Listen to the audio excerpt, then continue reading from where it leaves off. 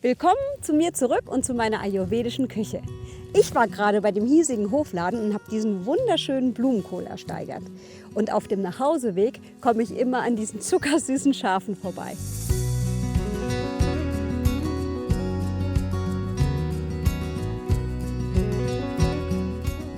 Ich bin zwar in Indien geboren, aber die ersten 5 Jahre meines Lebens haben meine Familie und ich in Afrika, in Kenia verbracht, berufsbedingt durch meinen Vater.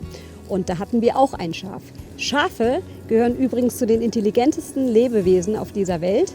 Sie können sich nicht nur über 50 Gesichter merken, sie sind empathisch, sie sind unfassbar sozial und wenn sie krank sind, dann wissen sie, welche Kräuter sie essen müssen, damit sie wieder gesunden. Das erkennen sie allein anhand des Geschmacks. Das geborene Ayurveda-Tier, würde ich sagen. Zurück zu meinem Blumenkohl. Zu Hause habe ich noch Austernpilze und gemeinsam mit dem Blumenkohl lasse ich jetzt zwischen Austernpilze und Blumenkohl ein kulinarisches Tête-à-Tête entstehen. Bis gleich in meiner Küche. Heute gibt es ein Blumenkohl-Risotto mit Austernpilzen.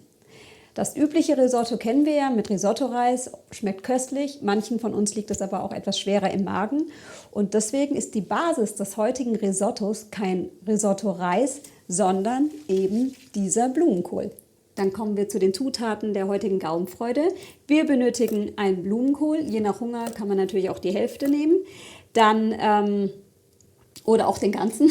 Dann brauchen wir etwas Salz. Ich nehme immer ganz gern das Himalaya-Salz oder auch das Steinsalz. Geht natürlich aber auch jedes andere herkömmliche Salz. Dann brauchen wir etwas Pfeffer, etwas Olivenöl, eine Handvoll Cashewnüsse, 65 Gramm Sahne. In meinem Fall ist es vegane Sahne. Man kann natürlich da auch jede herkömmliche Sahne nehmen oder auch Kokosmilch. Schmeckt auch ganz, ganz lecker. Dann brauchen wir einen Teelöffel voll rosenscharfes Paprikapulver, dann ungefähr 200 Gramm Austernpilze und 2 bis 3 Stängel Petersilie. In meinem Fall sieht man, ich liebe Petersilie. So, als erstes befreien wir den Blumenkohl von seinem Strunk. Dazu schneiden wir hier in der Mitte des Blumenkohls einen Kreis hinein. Der Kampf mit dem Blumenkohl hat begonnen. Und befreien erstmal die Blätter.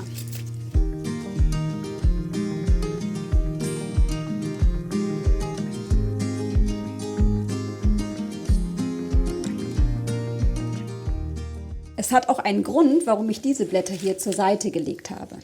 Die Blumenkohlblätter werden leider immer etwas stiefmütterlich behandelt und die meisten wissen nicht, dass man sie tatsächlich essen kann. Entweder man blanchiert sie etwas in Wasser oder aber man kann sie auch direkt in die Pfanne geben und ein bisschen anbraten. Schmeckt wirklich ganz, ganz lecker. Einfach mal ausprobieren.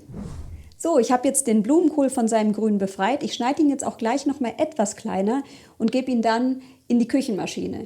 Die Endgröße des Blumenkohls soll dann nämlich dann Reis ähneln.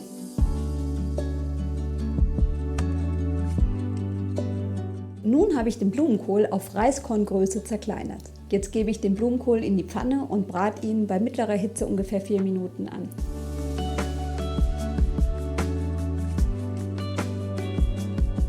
Sobald der Blumenkohl etwas Farbe angenommen hat, gibt man etwas Salz und Pfeffer hinzu. Unser Blumenkohl ist jetzt fertig, den stellen wir jetzt erstmal beiseite.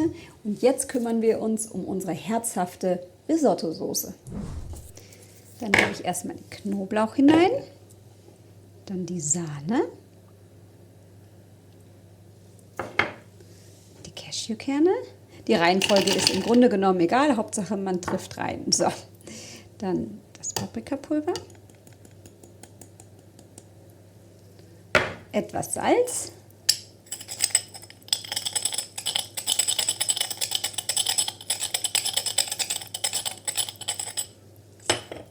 etwas Pfeffer,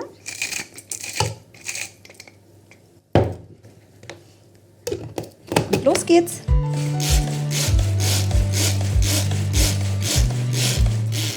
Wenn man übrigens merkt, dass die Cashewkerne einem noch etwas zu groß sind, dann gibt man einfach noch etwas Sahne hinzu. Durch die Flüssigkeitszufuhr zerkleinern sich die Kerne natürlich dann um einiges besser.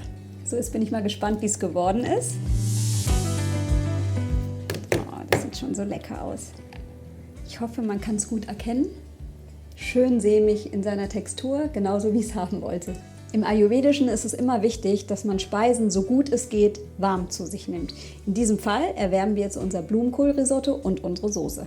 Bevor wir gleich den Auftritt unserer Austernpilze feiern, heizen wir unseren Ofen ein. Auf 200 Grad stellen, Ober-Unterhitze und dann geht's weiter. Der Austernpilz wird übrigens auch als Heilpilz oder als Vitalpilz bezeichnet. Er wirkt probiotisch, das bedeutet, er regt die Bakterien auf der Darmschleimhaut an und verbessert somit die Verdauung. Unser Darm freut sich also ganz besonders, wenn wir diesen Pilz zu uns nehmen. So, die Pilze, die habe ich jetzt mit einem feuchten Tuch etwas gesäubert. Auf gar keinen Fall waschen, weil die Pilze nehmen so viel Wasser auf, das schmeckt dann überhaupt nicht mehr gut. Die Pilze werden jetzt nur noch auseinandergerissen und dann kommt schon die Marinade dran. Die Pilze sind auseinandergezupft und jetzt geht es der Petersilie an den Kragen. Die Stiele der Petersilie kann man übrigens mitessen, sollte man auch mitessen, denn in Petersilie steckt wahnsinnig viel Calcium und Kalium und Eisen. Und das sollte man sich nicht entgehen lassen. Deswegen die Stängel immer mitessen. Am besten schneidet man sie sehr, sehr klein, dann sind sie auch im Mund bekömmlicher. Jetzt dürfen die Austernpilze ein wunderbares Oliven-Petersilienölbad nehmen. Dazu gebe ich die Petersilie zu den Austernpilzen. Dann kommt wieder etwas Salz hinzu.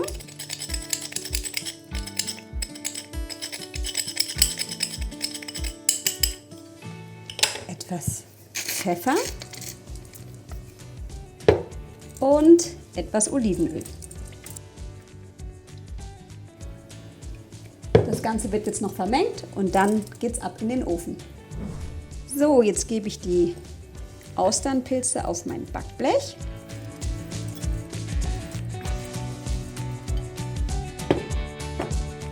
Wichtig ist, dass die Pilze nicht übereinander liegen, also schauen, dass jeder seinen eigenen Platz hat.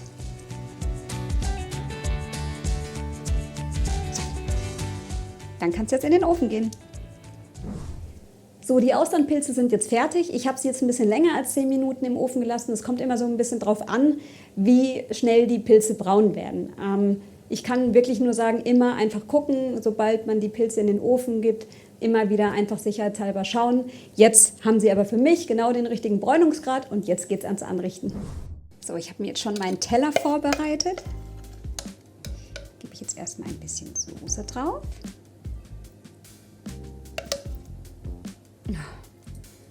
Das ist so köstlich, ich könnte mich reinlegen. Dann kommt von dem Blumenkohlrisotto noch etwas hinzu.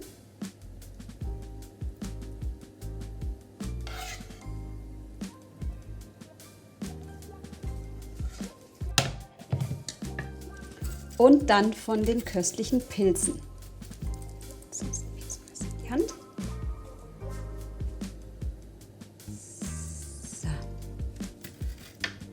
Und, weil das Auge mit ist, noch ein bisschen frische Petersilie. Sieht das nicht köstlich aus?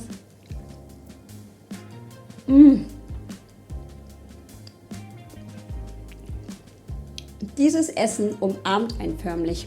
Es schmeckt einfach. Und fällt es einem richtig schwer, nicht mit vollem Mund zu sprechen. Ich kann auch jedem wirklich diese Austernpilze ans Herz legen. Die haben eine etwas fleischähnliche Konsistenz und schmecken einfach köstlich. Also unbedingt nachmachen. Viel Spaß, eure Mangal.